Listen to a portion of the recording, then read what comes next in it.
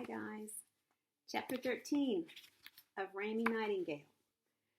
Oh, and no one picked Miss Borkowski or Ida Nee as their favorite character. Most of us said Raymie so far. And I told Trinity, I said, I think you're going to like all these girls, especially once you've read their stories after this one, if you decide to read the whole series. So all three girls are pretty interesting and fun. And the neighborhood, Miss Borkowski, the baton twirling teacher, the parents of Beverly, and all their parents are involved in the story. Mr. Staphopoulos, the swimming teacher. All those people are part of our story. And so let's keep going. Chapter 13. The Golden Glen nursing home was 4 blocks from Raymie's house. Raymie could have ridden her bike, but she decided to walk so that she would have time to flex her toes and isolate her objectives. Every day in Life Saving 101, Mr. Staphopoulos had all the students stand on the dock and flex their toes and isolate their objectives. Mr. Staphopoulos believed that flexing your toes cleared your mind, and that once your mind was clear, it was easy to isolate your objectives and figure out what to do next. For instance, save whoever was drowning. What is my objective? Whispered Raymie. She stopped. She flexed her toes inside her tennis shoes. My objective is to do a good deed, and also to become Little Miss Central Florida Tire so that my father will come back home. Her stomach clenched up. What if Louisiana won? What if Beverly sabotaged the contest? What if Raymie's father never came home, no matter what Raymie did? A gigantic seabird flew through Raymie's brain, its talons extended. No, no, no, she whispered. She flexed her toes, she cleared her mind, she isolated her objectives. Do a good deed, she thought. Become Little Miss Central Florida Tire. Do a good deed, do a good deed. After a lot of toe flexing, Raymie arrived at the Golden Glen and discovered that the door was locked. There was a sign that read, "This door is locked. Please ring the bell for admittance." An arrow on the sign pointed to a button. Raymie pressed the button and heard a bell ringing somewhere deep inside the building. She waited. She flexed her toes. An intercom crackled to life. "This is Martha speaking. It's a golden day at the Golden Glen. How may I assist you?" "Hello," said Raymie. "Hello," said the woman named Martha. Said Raymie, "I'm here to do a good deed." "Isn't that wonderful?" said Martha. Raymie wasn't sure if this was a statement or a question, so she said nothing in response. There was a long silence. Raymie said, "I brought a book about Florence Nightingale." "The nurse?" said Martha. Said Raymie, "She has a lamp, and the book is called A Bright and Shining Path, The Life of Florence Nightingale." "Fascinating," said Martha. The intercom gave a lonely crackle. Raymie took a deep breath. She said, "Can I come inside and read the book to someone?" "Of course," said Martha. "I'll buzz you in." There was a long, loud buzz, and Raymie heard the door unlatch. She reached forward and grabbed the handle and entered the Golden Glen. Inside it smelled like floor wax and old fruit salad, and something else, a smell that Raymie did not want to think much about. A woman with a blue sweater draped over her shoulders stood behind a counter at the end of the hallway. She smiled at Raymie. "Hello," she said. "I'm Martha." "I am the person who is going to read to someone," said Raymie. She held up Florence Nightingale. Of course," said Martha. She stepped out from behind the counter. "Come with me." She took Raymie's hand and led her up a flight of stairs and into a room where the floor was polished and shining so brightly that it didn't look like a floor at all. It looked like a lake. Raymie's heart thudded and skipped. She had the feeling that she was going to understand things finally, at last. She had this feeling often, that some truth was going to be revealed to her. She had felt it in the Tag and Bag parking lot with Mr. Staphopoulos when he was telling her goodbye. She had felt it earlier that day, standing with Beverly in Louisiana, in Ida Nee's backyard. Sometimes she felt it when she was sitting at Mrs. Borkowski's feet. But so far, the feeling had never really panned out. The truth had never revealed itself. But maybe this time would be different. The room expanded.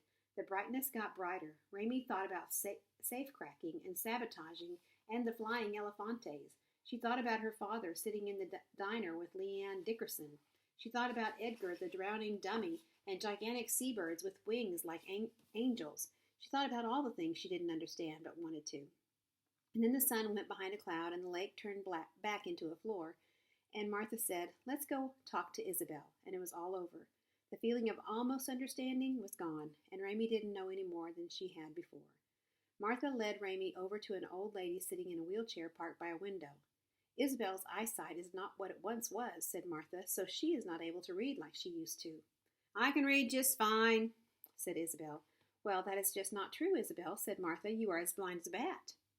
Isabel made a fist with her right hand and brought it down on the arm of the wheelchair. Wham, wham, wham. "Don't bother me, Martha," she said. She was a tiny woman, and her hair was pure white, and someone had braided it into a complicated crown on top of her head so that she looked like a fairy godmother. Her eyes were very blue. Martha turned to Raymie. "What's your name, child?" she asked. Raymie had never been called child before. She knew that she was a child, of course, but there was something oddly comforting about someone addressing the situation directly. "I'm Raymie," she said. "Isabel," said Martha, "this is Raymie." "So what?" said Isabel. "She would like to read to you about the life of Florence Nightingale." "You're kidding," said Isabel. "Isabel," said Martha, "please, the child wants to do a good deed." Isabel looked up at Raymie. Her eyes were bright. She didn't look like she was as blind as a bat. It was more like she had X-ray vision. Raymie could feel Isabel looking right inside her. She squinted up her soul as small as she could and pushed it to one side so that it was hidden. "A good deed," said Isabel. "Why do you want to do a good deed? What is your purpose exactly?" Her purpose? Was that the same thing as an objective? Raymie flexed her toes. "Just, to do a good deed," she said. Isabel kept staring at her. Raymie stared back. She made her soul smaller and smaller. She imagined it becoming as tiny as the period at the end of a sentence. No one would ever find it. "Fine," said Isabel after that what seemed like a very long time. "Who cares? Read to me about Florence Nightingale." "Isn't that wonderful?" said Martha to Raymie. Isabel would like to learn about Florence Nightingale. Not sure. She really sounds like she wants to learn about Florence Nightingale. Chapter 14. "I couldn't care less about Florence Nightingale," said Isabel as Raymie pushed her wheelchair down a long hallway lined with closed doors. "Do-gooders don't interest me. They are the least interesting people on the planet, and Florence Nightingale was a do-gooder if there ever was one." "Okay," said Raymie, because she couldn't think of anything else to say. Also, it was hard to talk. She was out of breath from pushing the wheelchair. Isabel was heavier than she looked. "Faster," said Isabel. "What?" said Raymie. "Go faster," said Isabel. Raymie tried to push the wheelchair faster. She could feel little pinpricks of sweat on her upper lip. Her arms hurt, so did her legs. "Take my hand," shouted a terrible voice from behind one of the closed doors.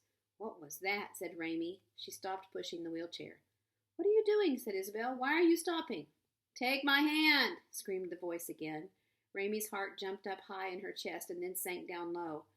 "Who is that?" asked Raymie. "That's Alice Nebley," said Isabel. "Ignore her. She knows one sentence, and she says it day and night. The monotony of her request is too horrible to bear." To Raymie, the voice didn't sound like it belonged to someone named Alice. Instead, it sounded like the voice of a troll who was standing under a bridge hoping that an unsuspecting billy goat would walk by. Raymie's heart was pounding somewhere deep inside of her now. It felt as if it had moved position permanently from her chest to her stomach. She thought how nice it would be if she were like Beverly Topinski and afraid of nothing. Raymie took a deep breath and started to push the wheelchair again. "That's right," said Isabel. "The trick is to keep moving. Never stop moving." We'll start on chapter 15 when we get together again. I hope you guys are doing lots of work, at least what Mrs. Johnson has asked you to do, something every day, a little bit of reading plus every day or all at one time, get 1 hour in during the week. And I'm looking at your scores on Study Island, so if you don't do too hot, do it again. Try to get your 80% on your assignment each time. Don't forget to do reading. No one did reading yesterday. Everyone did, that was on Study Island anyway. They all did math. So Cash did the project where you draw a t-shirt, design a t-shirt, and he wrote about it. So that can be a reading activity. So don't forget to do a little bit of reading and a little bit of math too. And come back and listen to me again with Raymie Nightingale.